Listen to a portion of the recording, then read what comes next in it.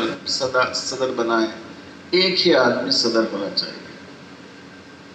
हज़रत कारी साहब रहमतुल्लाह अलैह के वसीउल क़ल्बी देखिए कि उन्होंने बोर्ड की सदारत के लिए मुफ्ती बुरहानुल हक साहब जबलपुरी का नाम पेश किया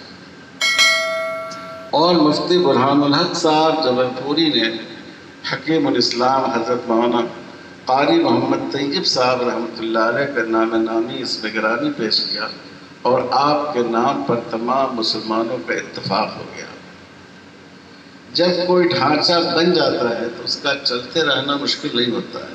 आज तो बोर्ड का ढांचा बना हुआ है, चल रहा है, इंशाअल्लाह आइंदा भी चलेगा। लेकिन उस वक्त एक नुक्ता इत्तफाक, एक ऐसी शख्सियत जिस पर तमाम लोग जमा हो सके, उनको तलाश करना, उनको मुशख्खस करना, उनको मुंतखब करना